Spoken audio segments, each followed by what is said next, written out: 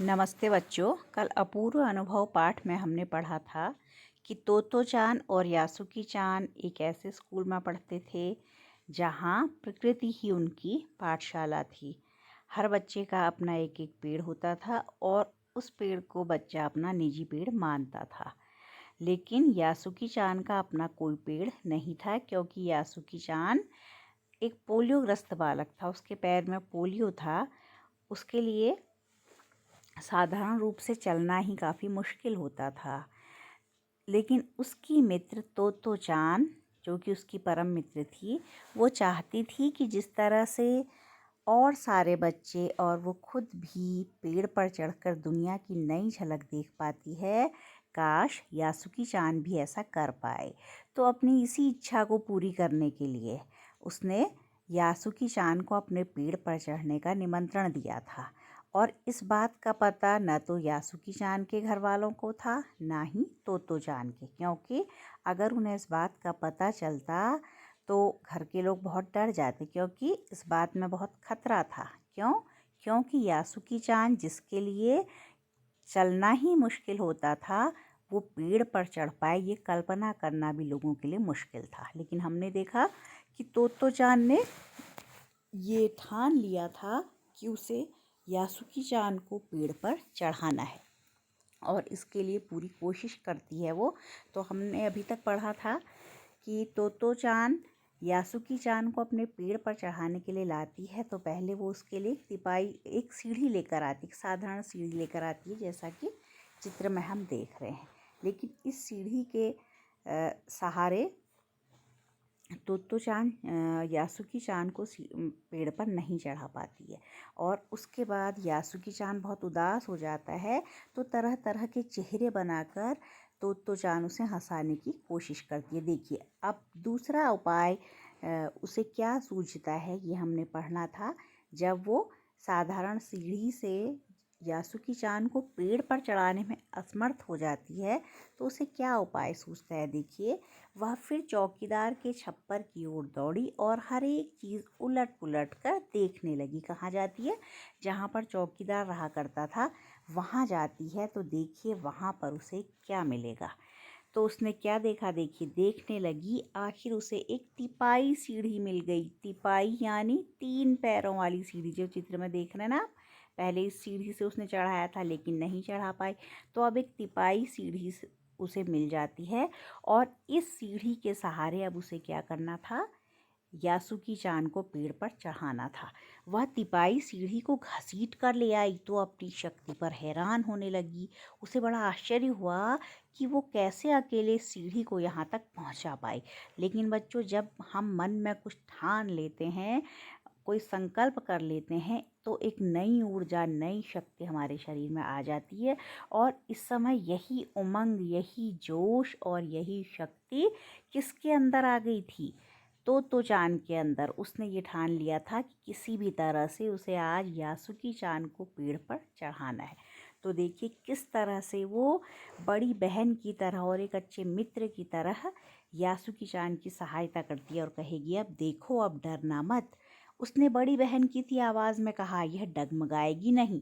उसे साहस देते हुए कहती है तोतो चान यासुकी चान को कि अब तुम डरना मत, ये सीढ़ी ज़्यादा स्थिर है। क्योंकि जो सीढ़ी पहले वो लेकर आई थी, उसमें गिरने का भी डर था, लेकिन तिपाई सीढ़ी का बैलेंस थोड़ा सा अच्छा होता है। ठीक है। तो वो उसे समझाती है कि तुम अब बिल्कुल मत घबराना, क्योंकि ये सीढ़ी डगमगाने वाली अब नहीं है। ठीक। तो यासुकी चान ने घबरा कर तिपाई सीढ़ी और पसीने से तरबतर तोतो चान की ओर देखा। अब चूंकि यासुकी चान एक बार पेड़ में चढ़ने में असमर्थ हो गया था, तो अभी भी उसके अंदर घबराहट थी और उसे काफ़ी पसीना आ रहा था। उसने पेड़ की ओर देखा और तब निश्चय के साथ पांव उठाकर पहली सीढ़ी पर रखा। लेकिन उसने भी, जब उसे लगा कि जब तोतो चान उसके लिए इतना प्रयत्न कर रही है तो उसे भी कोशिश करनी चाहिए, तो उसने अब फिर से क्या किया, दृढ़ निश्चय किया और अपना पाँव सीढ़ी पर रखा। अब देखिए प्रकृति की क्या स्थिति थी उस समय, ये बता रहे हैं किस तरह से प्रकृति उनके संघर्ष के साथ भागीदार थी, ये बताया जा रहा है इसमें आगे। उन दोनों को यह बिल्कुल भी पता न चला कि कितना समय यासुकी चान को ऊपर तक चढ़ने में लगा। सूरज का ताप उन पर पड़ रहा था, पर दोनों का ध्यान यासुकी चान के ऊपर तक पहुंचने में रमा था। देखो, गर्मी थी, धूप थी काफ़ी, तो सूरज का ताप, टेम्परेचर, सूरज का जो तापमान था, गर्मी थी, वो लगातार बढ़ती जा रही थी। लेकिन उन दोनों का ध्यान इस बात की तरफ था ही नहीं कि सूरज का तापमान बढ़ता जा रहा है या उन पर गर्मी पड़ रही है, क्योंकि उनका सारा ध्यान किस ओर था कि किस तरह यासुकी चान पेड़ पर चढ़ पाए। और देखिए किस तरह से तोतो चान, आप देख रहे हैं ना, तोतो चान नीचे से उसका एक एक पैर सीढ़ी पर धरने में मदद कर रही थी। ये देखिए किस तरह से वो मदद कर रही है। अपने सिर से वह उसके पिछले हिस्से को भी स्थिर करती रही, हाथ से तो सहारा दे ही रही है, साथ ही क्योंकि उसके पैर कमज़ोर हैं, उसके शरीर का नीचे वाला हिस्सा कमज़ोर है, तो पिछले हिस्से को भी लगातार स्थिर कर रही है, वहाँ पर वो टिक पाएगी वो सोच रही है। और साथ ही यासुकी चान भी पूरी शक्ति के साथ जूझ रहा था, यानी वो भी संघर्ष कर रहा था। और आखिर वह ऊपर पहुंच गया। ऊपर देखिए अभी यहाँ पहुंचा हुआ है वो, ठीक है, तिपाई सीढ़ी जो है ये इसके ऊपर वो पहुंच गया है। हुर्रे, तो खुशी से क्या बोले वो लोग, हुर्रे बोले, ठीक है, उन्हें लगा हमारी विजय हो गई।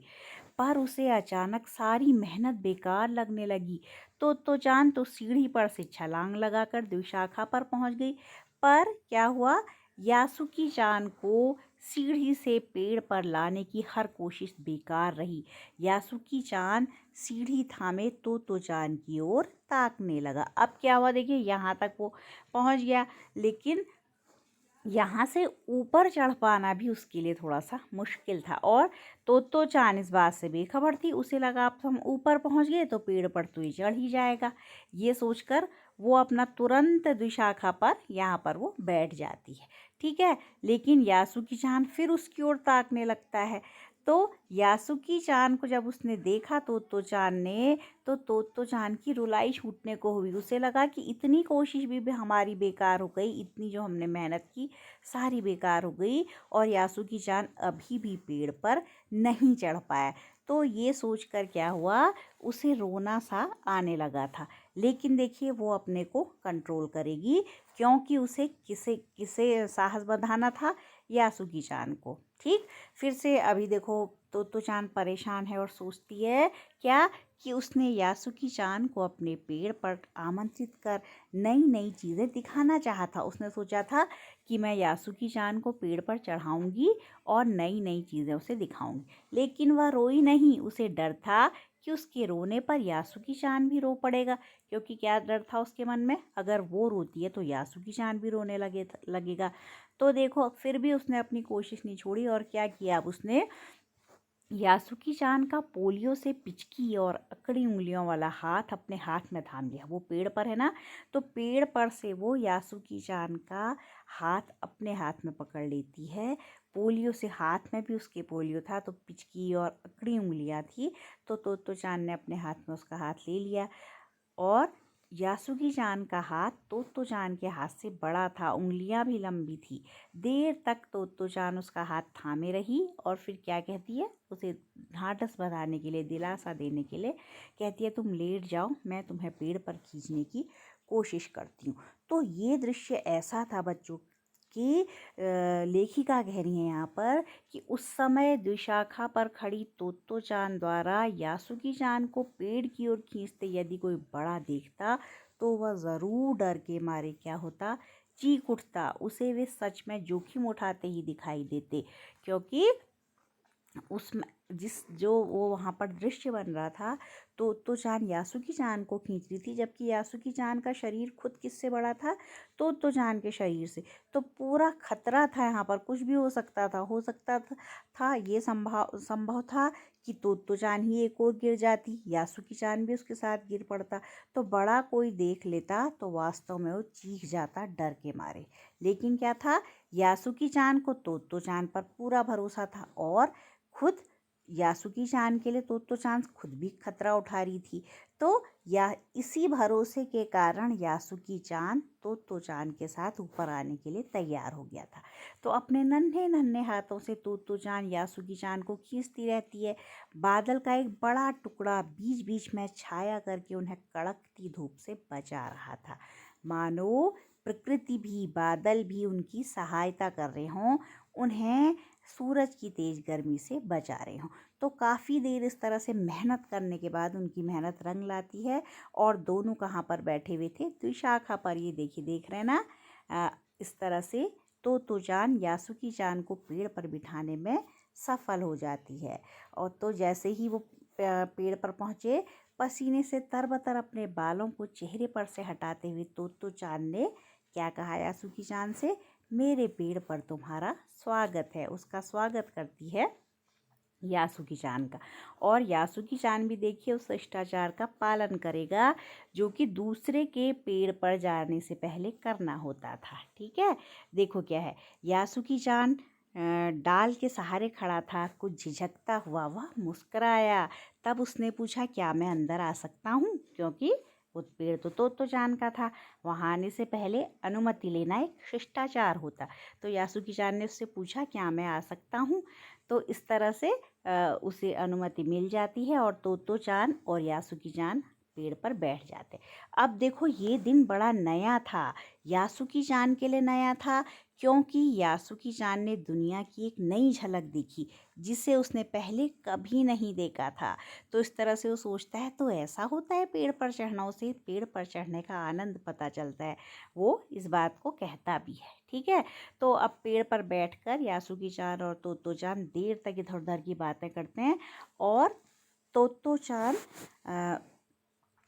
को यासुकी चान एक बात बताता है, कहता है कि मेरी बहन अमेरिका में है और वहाँ पर उसने मुझे टेलीविज़न के बारे में बताया। तो इसका मतलब उस समय तक जापान के लोगों ने टेलीविज़न नहीं देखा था। कहाँ आया था टेलीविज़न, कहाँ तक पहुँची थी टेलीविज़न की टेक्नोलॉजी? अमेरिका तक।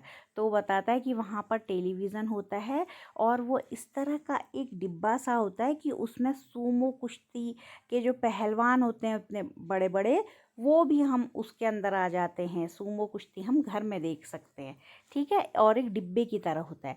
तो तोतो चान समझ नहीं पाती है कि ऐसी क्या चीज़ होगी कि उसके अंदर सूमो पहलवान समा जाएंगे। इतने बड़े सूमो पहलवान आखिर घर में रखे किसी डिब्बे में कैसे समा सकते हैं?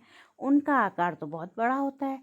ऐसा वो इसलिए सोचती है क्योंकि उसने टेलीविज़न देखा नहीं था। उन दिनों टेलीविज़न के बारे में कोई भी जानता नहीं था और पहली बार यासुकी चान ने ही तोतो चान को उसके बारे में बताया हुआ था। ठीक है, और तोतो चान इस बात को भी नहीं समझ पा रही थी कि यासुकी चान के लिए किसका टेलीविज़न जैसी चीज़ों का क्या महत्व हो सकता है। क्यों टेलीविज़न जैसी चीज़ों का महत्व यासुकी चान के लिए बहुत अधिक है? क्योंकि वो चल फिर नहीं सकता, तो बाहर की दुनिया को देखने की संभावना उसके लिए कम है। वो घर बैठे बैठे अगर चीज़ें देख लेता है तो उसके लिए टेलीविज़न जैसी, टीवी जैसी चीज़ बहुत अधिक महत्वपूर्ण है। लेकिन तोतो चान उसकी बात को नहीं समझ पा रही थी। खैर, जो भी हो, दोनों बहुत खुश थे और ऐसा लगता है प्रकृति भी उनकी इस खुशी में शामिल थी। क्या कहा है लेखिका ने, पेड़ मानो गीत गा रहे थे और दोनों बेहद खुश थे। खुशी की बात थी। तोतो चान ने जो चाहा था कि अपने मित्र को वो पेड़ पर चढ़ाकर नई दुनिया दिखाए, उस बात में वो सफल हुई थी। और यासुकी चान को भी पेड़ पर चढ़ने का पहला और अंतिम मौका मिला था। पहला मौका क्यों? क्योंकि इससे पहले कभी वो पेड़ पर नहीं चढ़ पाया था। और अंतिम मौका क्यों? क्योंकि ये अब उम्मीद नहीं थी आगे कि कोई इतना अधिक जोखिम उठाकर उसे पेड़ पर चढ़ाएगा जैसे कि तोतो चान ने चढ़ाया था। तो ये क्षण यासुकी चान और तोतो चान के जीवन में बहुत महत्वपूर्ण थे। तो बच्चों, हमने ये पाठ अपूर्व अनुभव पढ़ा जिसके माध्यम से हमने तोतो चान और यासुकी चान की दोस्ती को देखा, दोस्ती की एक अनूठी मिसाल को देखा। तो उम्मीद है आपको ये पाठ समझ में आया होगा। धन्यवाद।